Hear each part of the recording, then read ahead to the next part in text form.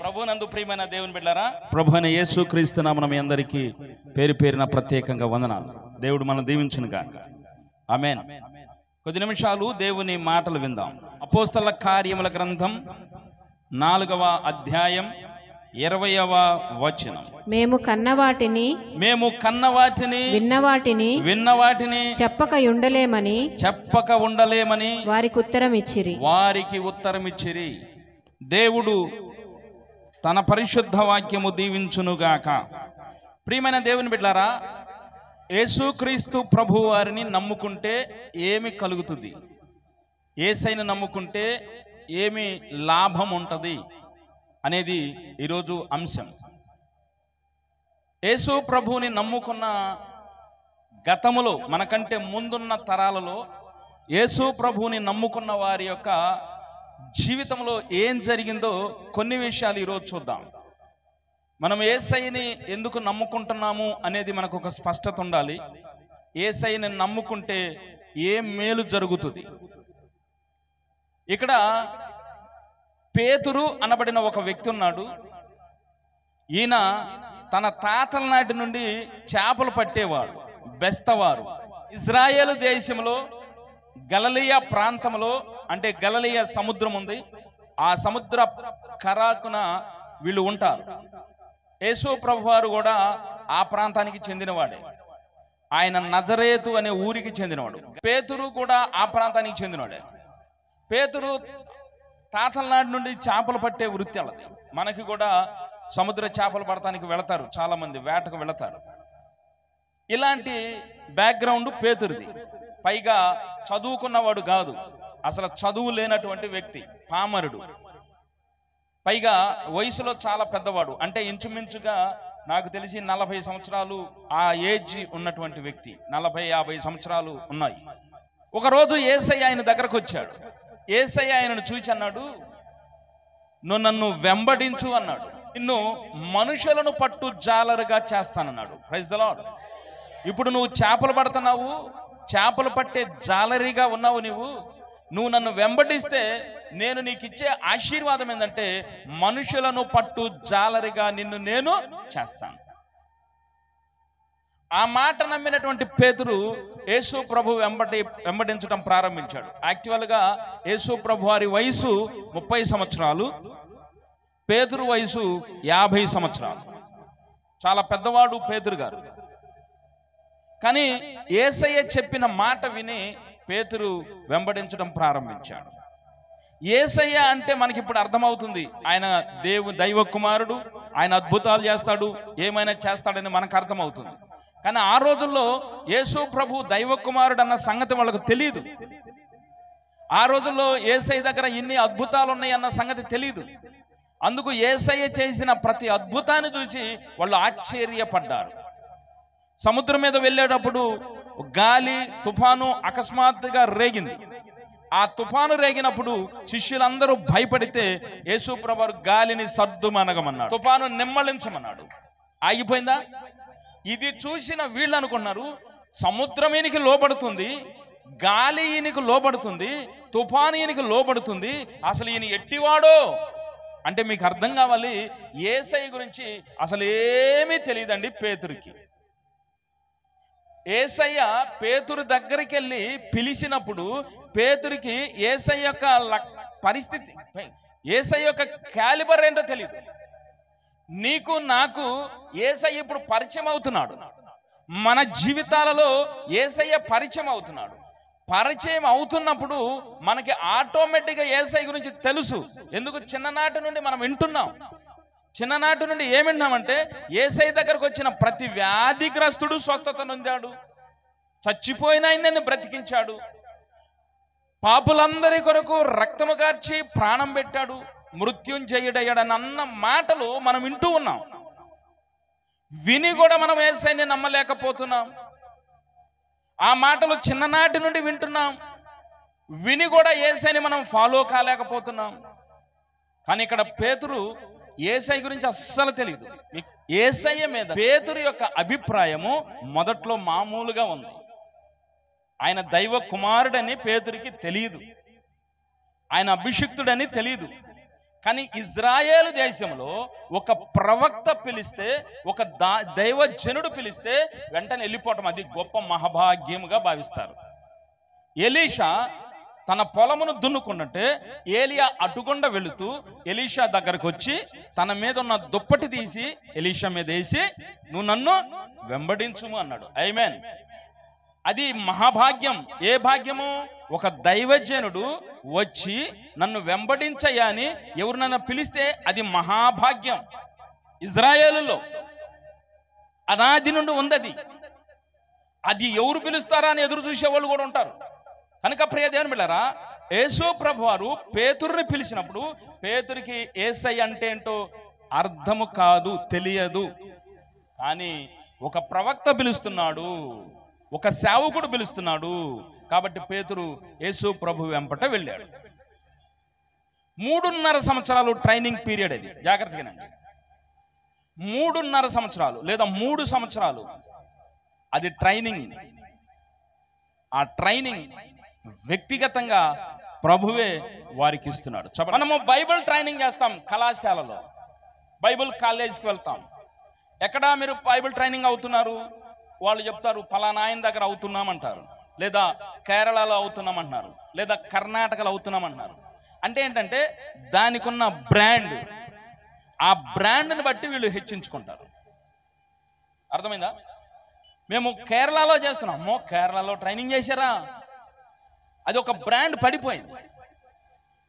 గమలియేలు institute, the institute of గమలియేలు, అది ఒక brand. దాంట్లో ట్రైనింగ్ అయితే వాళ్ళు గొప్పగా గర్వంగా ఫీల్ అవుతారు. అందులో ఒకడు సౌలు భక్తుడు. ప్రైజ్ ది లార్డ్, హల్లెలూయా. కానీ పేతురుకి ట్రైనింగ్ ఇచ్చింది ఇన్స్టిట్యూట్ కాదు ఇది. అప్పటికి దీనికి ఒక బ్రాండ్ లేదు, అప్పటికి ఒక పేరు లేదు దీనికి. యేసుక్రీస్తు ప్రభుల వారే ఆయనకు ట్రైనింగ్ ఇచ్చాడు.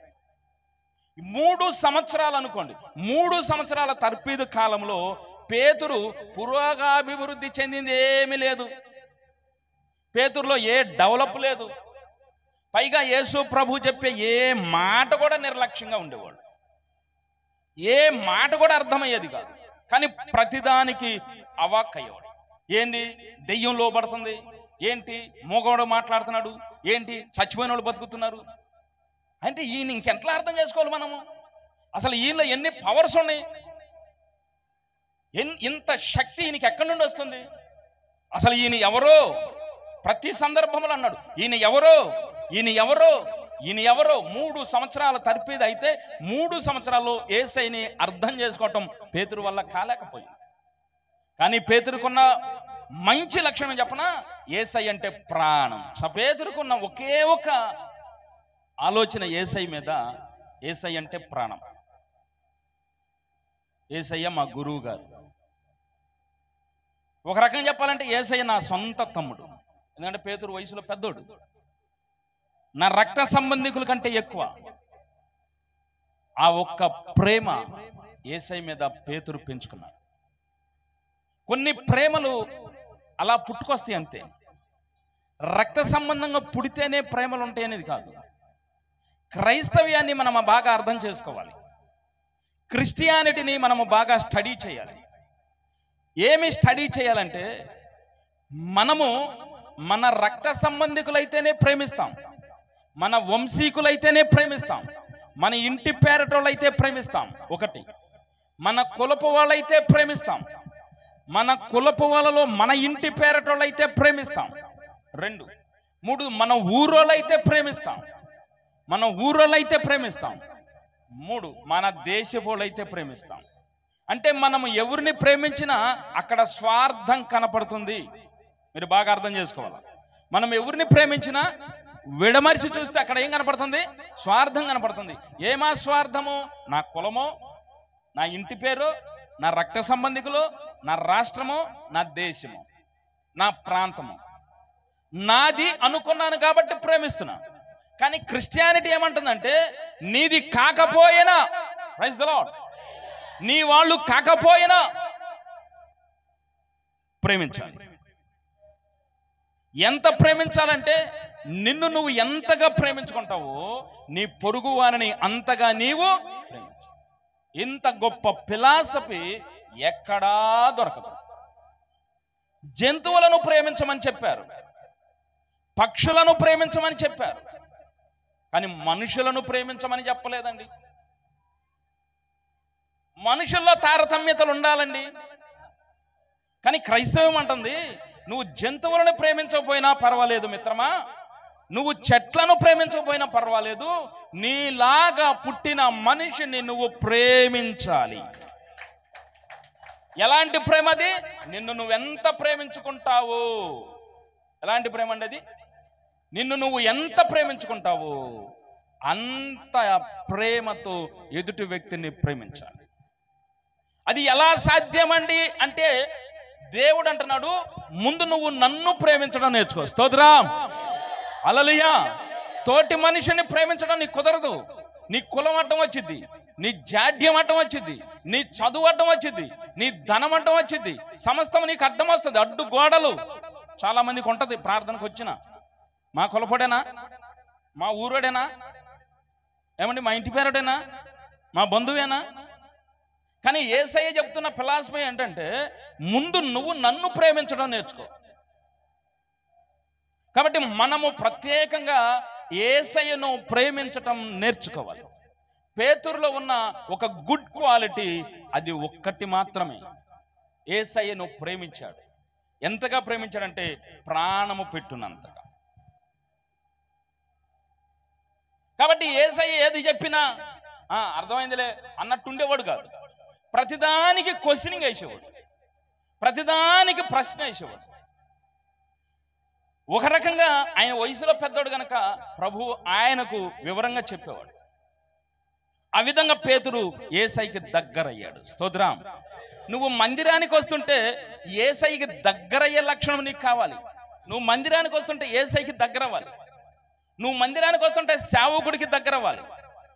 కానీ ఏం చేస్తున్నారంటే యేసయ్యకి దగ్గర అవ్వటం లేదు, సేవకుడికి దగ్గర అవ్వటం లేదు. మీరు కొంతమంది ముఠా కట్టేస్తున్నారు, మీ మట్టుకు ఒక బ్యాచ్ అయిపోతున్నారు. విపరీతమైన ప్రేమ, ఇది శుద్ధ తప్పు. ఇది మీ ఆత్మీయ జీవితానికి దెబ్బ తగిలింది.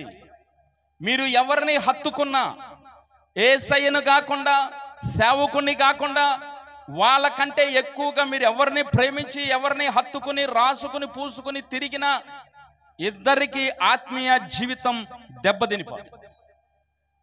యేసయ్య అంటున్నాడు ముందు నన్ను ప్రేమించును. నన్ను ప్రేమించడం అంటే పేతురుతో చెప్పిన మాట అది లైవ్. అంటే నువ్వు నన్నే వెంబడించు, నన్నే ప్రేమించు. కాబట్టి యేసయ్య పక్కన ఉన్నాడు కాబట్టి యేసయ్యని ప్రేమించడం ప్రారంభించాడు పేతురు. అదే మాట ఈరోజు నీకు నాకు చెప్తున్నాడు, నువ్వు ముందు నన్ను ప్రేమించు.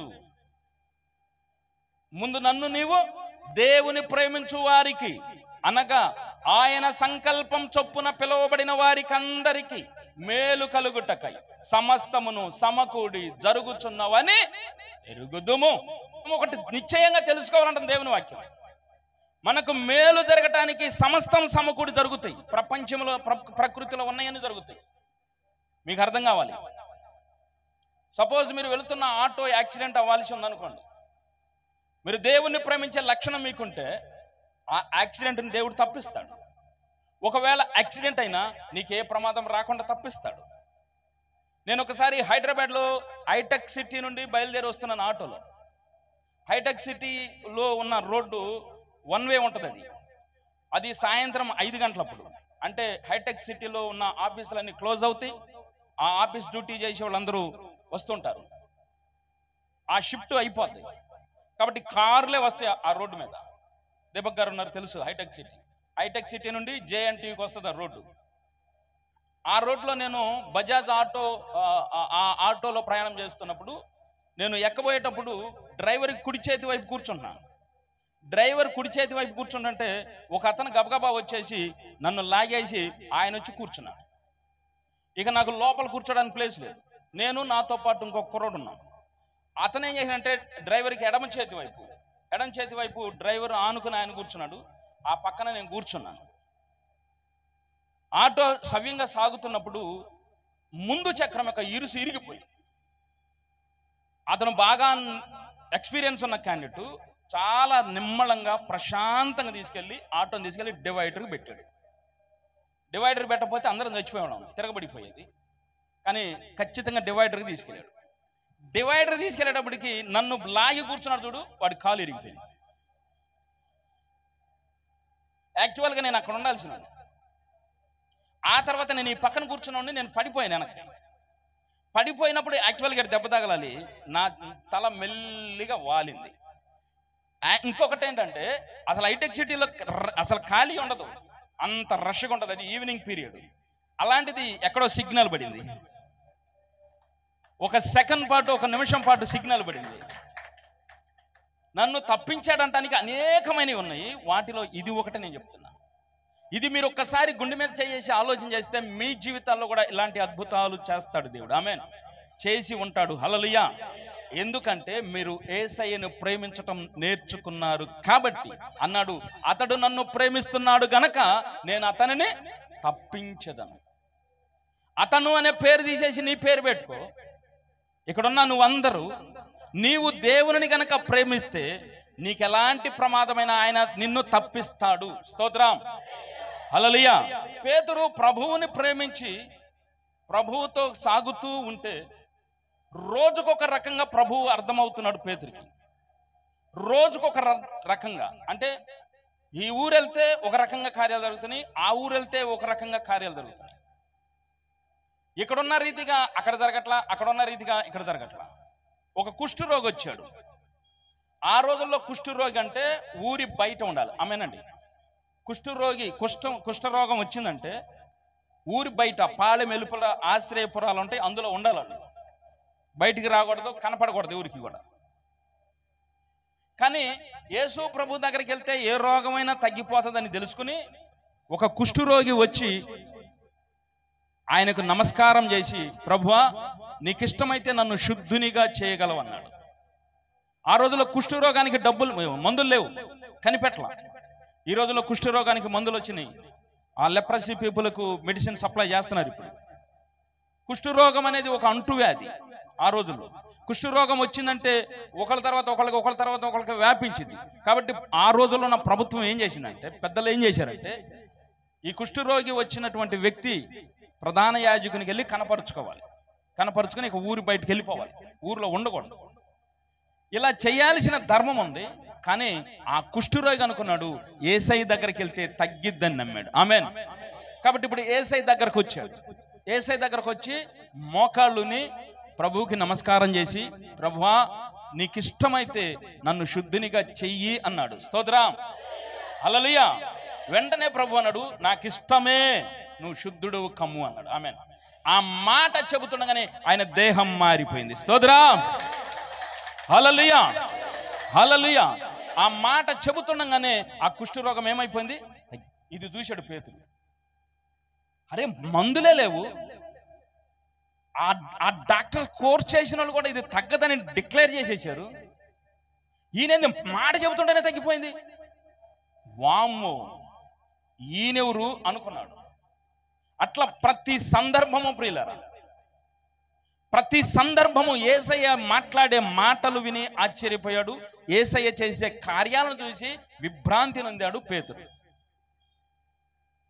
ఇప్పుడు ఏం చేస్తున్నాడంటే కొంచెం తనను తాను కంట్రోల్ చేసుకున్నాడు. రెండు విషయాలు మనం గమనించాలి. యేసయ్య దగ్గరికి వచ్చినప్పుడు యేసయ్యని ప్రేమించాలి. 2, యేసయ్యని అర్థం చేసుకోవటం నేర్చుకోవాలి. 3, మనము ఒక స్టెబిలిటీకి రావాలి, ఒక కంట్రోల్కి రావాలి. మనకి ఏమైనా ఉండొచ్చు, మనకు బలం ఉండొచ్చు, బలగం ఉండొచ్చు, డబ్బు ఉండొచ్చు, ఏమండి అందరికంటే తెలివితేటలు ఎక్కువ ఉండవచ్చు, అందరికంటే ఎక్కువగా పాడగలగవచ్చు, లేదా ఏమైనా ఉండొచ్చు. ఇవి ఏమైపోవాలంటే అప్పుడు వరకు మనకు గర్వం ఉండొచ్చు, మనకు కలిగిన దానిని బట్టి మనకు అతిశయం ఉండొచ్చు. కానీ యేసయ్య దగ్గరకు వచ్చినాక అవన్నీ పోవాలి. స్తోత్రం. అవన్నీ పోవాలి. హల్లెలూయా. మనలో ఉన్న ఈర్ష్య ఉండొచ్చు, కానీ యేసయ్య దగ్గరకు వచ్చినాక ఈర్ష్య ఏమవ్వాలి? పోవాలి. మనలో అసూయ ఉండొచ్చు, కానీ యేసయ్య దగ్గరకు వస్తే ఏం కావాలి చెప్పండి?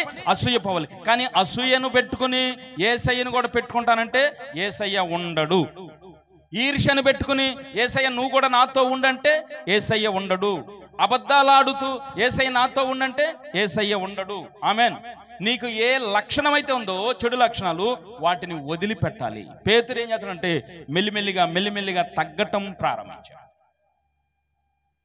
ఇంకా చెప్పాలంటే చాలా ఉండే, కానీ మచ్చుకు కొన్ని ఉదాహరణలు. ఇవి అయిపోయినాక యేసు ప్రభువారు చనిపోయే సమయం వచ్చింది. యేసు ప్రభువారు చనిపోయే సమయం వచ్చినప్పుడు పేతురు యేసయ్యతో డిస్కషన్ చేస్తుంటే ప్రభు అన్నాడు, నీవు నన్ను ఎరగవని ఈరోజు ముమ్మారు చెబుతావు. ఎవరితో అన్నాడు యేసయ్య?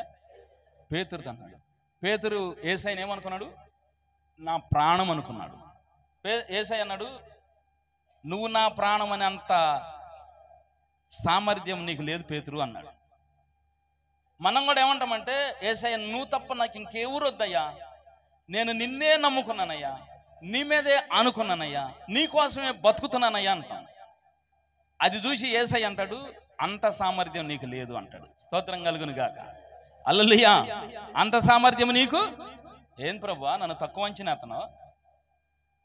నాతో చాలామంది ఉంటారు, అన్నా ప్రాణం అన్న నువ్వంటే నీకోసం ఏమైనా చేస్తానన్నా, నీకోసం పరిచర్య చేస్తానన్నా. 3వ రోజు కనపడలేదు.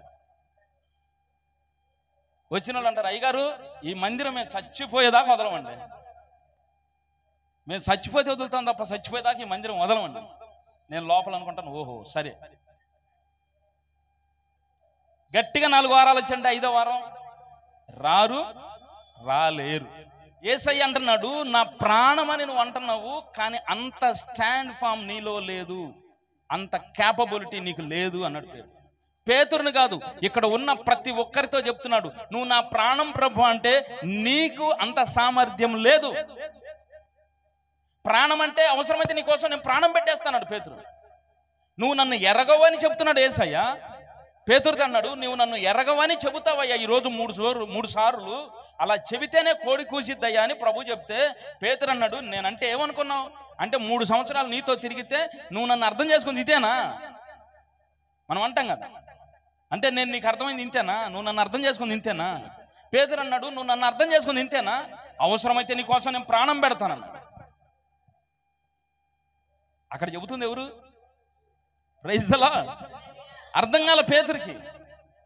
పేతురు అనుకున్నాడు, నేను ఈయనను వెంబడించడం వల్ల యేసయ్యకి ఘనత వచ్చింది అనుకున్నాడు. చాలా మంది అంటారు కదా, మేము మందిరానికి రానంత వరకు అండి ఆ మందిరంలో జనం లేరండి, మేము మందిరానికి వెళ్ళటం ప్రారంభించామండి జనం ఫుల్ అయిపోయారండి. నువ్వు మందిరానికి వస్తే దేవుడు నిన్ను ఆశీర్వదిస్తున్నాడా, లేదా నువ్వు మందిరానికి వస్తే నిన్ను బట్టి దేవుడు ఆశీర్వదింపబడుతున్నాడా? బైబిల్ అంటుంది, నా ప్రాణమయ్యా నీ కోసం నేను ప్రాణం పెడతానని నువ్వు అంటున్నావు, నీకు అంత సామర్థ్యం లేదు పేతురు. ఏం చేయాలి ప్రభువా? పోను నీకు అర్థమైంది. ఆ రాత్రే పేతురు దగ్గర ఒక అమ్మాయి, చిన్న అమ్మాయి వచ్చి నుంచుని